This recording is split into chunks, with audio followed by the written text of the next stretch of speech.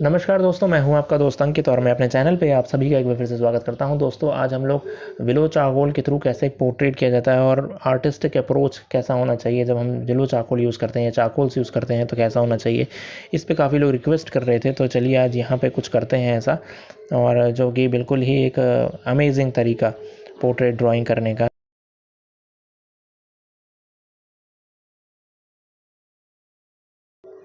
और यहाँ पे हम जो रेफरेंस है उसको हम बस इसीलिए ले रहे हैं, जैसे कि मैंने आपको पहले भी बताया है, कि वो केवल इसलिए है कि आपको कुछ ऐसे इसके जैसा ही कुछ बनाना है।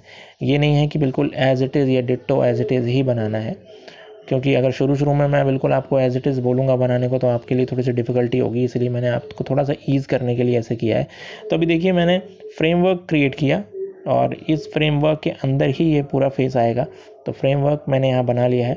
Then I am going into the proportions. और यहाँ पे बिलो चारकोल को यूज़ करने का सबसे अच्छा तरीका ये है कि उसके साइड्स को यूज़ किया जाए, क्योंकि टिप इसमें बिल्कुल थिक होती है तो उसको आप यूज़ नहीं कर सकते इतनी प्रॉपरली, तो साइड्स ही यूज़ होती हैं जनरली।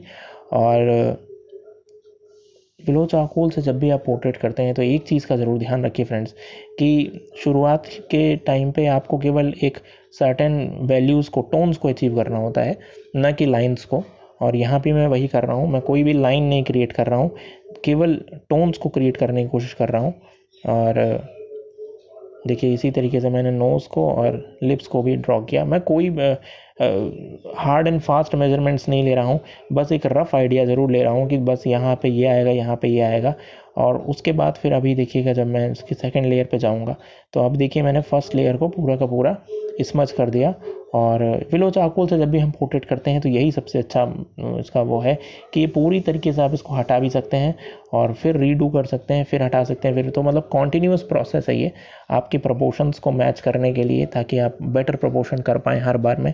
और केवल रफ आइडिया लेकर के ही आप पोर्ट्रेट करें, यही एक इसका एडवांटेज है। जो कि मैं अगर विलो चारकोल की बात करूं तो ये वो नहीं है कि आपने आउटलाइंस ड्रॉ किया और उसके अंदर आपको केवल वैल्यूज़ को भरना है।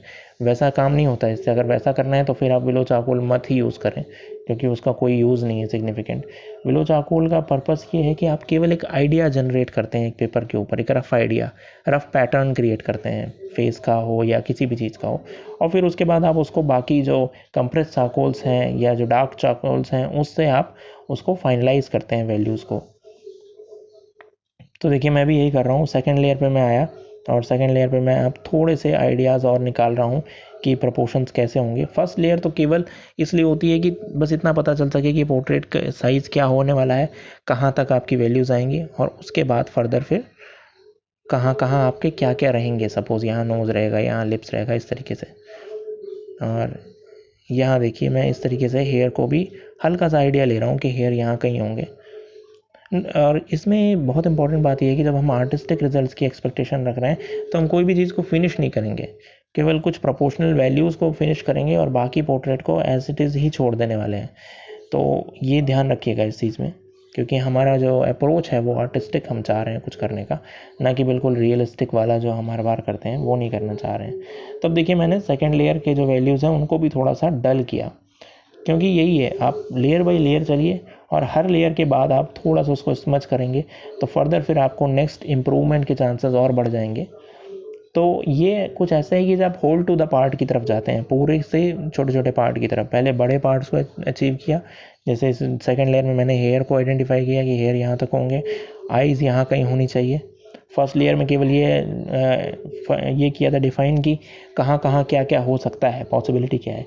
अब जो थर्ड लेयर है जिसमें मैं यहाँ पे चारकोल पेंसिल को ही यूज़ कर रहा हूँ, कंप्रेस चारकोल पेंसिल को, और जो वैल्यूज़ हैं उनको फॉर्म करने की कोशिश कर रहा हूँ कि आइज़ कहाँ होंगी और जो वैल्यूज़ क्लियर होंगी। हालांकि ये लेयर के बाद भी फिर हमें फर्दर फिर इरेजर यूज़ करके और वैल्यूज़ को चेंज करना पड़ेगा, नो डाउट। और इसमें तो यही है कि आप जो प्रोपोर्शन वैल्यूज़ हैं, जो फेस के करेक्ट प्रोपोर्शन हैं, वो एंड तक आप अचीव करते रहते हैं। ये वैसा नहीं है पोर्ट्रेट फ्रेंड कि जैसे हम हर बार करते थे पहले, कि आउटलाइंस पहले क्रिएट कर ली एंड देन उसमें फिर वैल्यूज़ को फिल कर रहे हैं। इस चीज़ में आप डिस्टिंग्विशन समझिएगा, दोनों में क्या अंतर है, कैसे डिस्टिंग्विश करेंगे आप इसको उसके साथ, तो वो चीज़ यहाँ समझने वाली है। और जब आप इस टाइप का आर्ट वर्क सीख लेते हैं, जब आप इस तरह से प्रपोर्शंस को क्रिएट करना सीख लेते हैं, फिर आपको फ्रेंड मैं आपको सच बताऊं, फिर आपको वो वाला जो आउटलाइन वाला तरीका जो हम पहले करते थे ना, कि पहले आउटलाइंस को क्रिएट कर लिया एंड देन उसमें वैल्यूज़, वो उसमें आपको बिल्कुल भी मज़ा नहीं आने वाला है। क्योंकि वो फिर आपको इतना ज़्यादा क्या बोलूँ उसको, इतना ज़्यादा इमेच्योर लगने लगेगा, इतना ज़्यादा ऐसा लगने लगेगा कि वो बहुत नए नए सीखा हुआ आर्ट है, स्टाइल है, तो वो वैसा कर रहे हैं। बट यहाँ पे एकदम ही एक अलग अप्रोच है, अलग तरीका है, कि जिसमें आप फ्रेमवर्क क्रिएट किए एंड देन उसके बाद उसमें वैल्यूज़ को ऐड किए एंड देन उसके बाद फिर आप उसमें करेक्ट प्रोपोर्शन लेके आ रहे हैं, इरेजर यूज़ करके और डिफरेंट मेथड्स को यूज़ करके।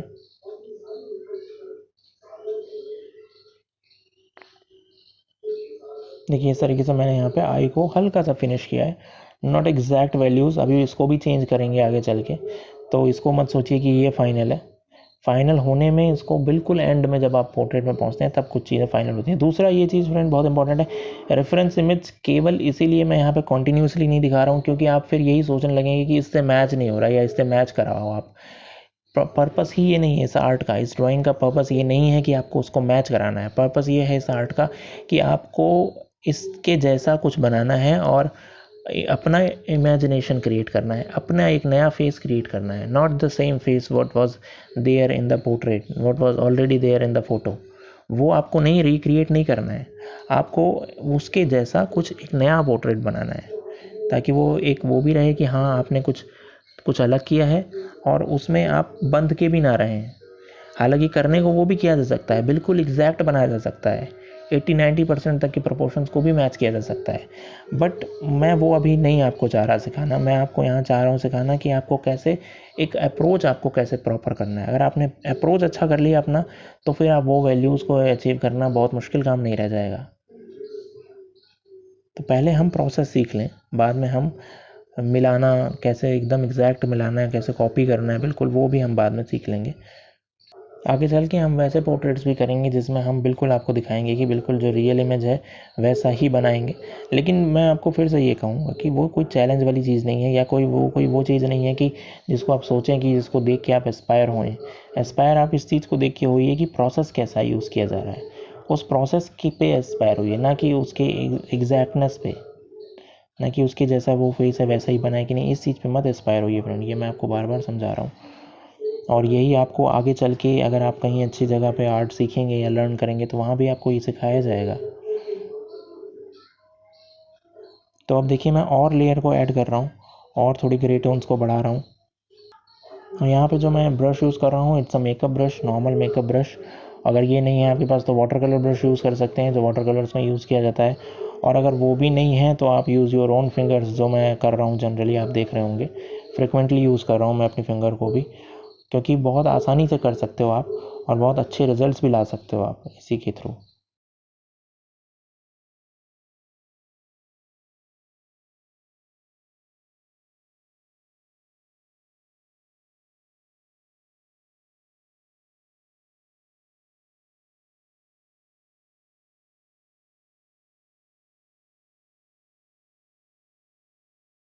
तो अभी मैं ज़्यादा डार्क वैल्यूज़ को लाने की कोशिश कर रहा हूँ। उसके बाद क्योंकि मैं जब उसको इरेजर से उठाऊँगा, वैल्यूज़ को वहाँ से कम करूँगा कुछ जगहों से, तो वो बहुत अच्छे सिग्निफिकेंटली नज़र आए दे। देखिए ऐसा ही कुछ हो रहा है, जब मैं वैल्यूज़ को उठा रहा हूँ इरेजर से तो जो वाइट एरियाज़ हैं वो बिल्कुल अलग से निकल के बाहर आ रहे हैं।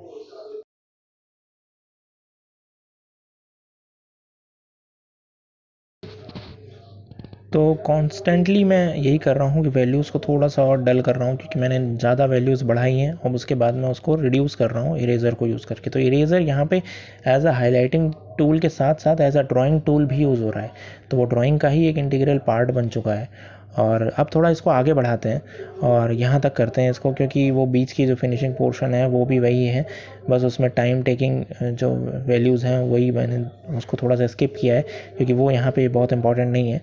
जो इम्पोर्टेंट है वो मैंने आपको यहाँ कोशिश किया समझाने का, कि आपको कैसे इनिशिएट करना है एक पोर्ट्रेट को और कैसे आगे बढ़ना है।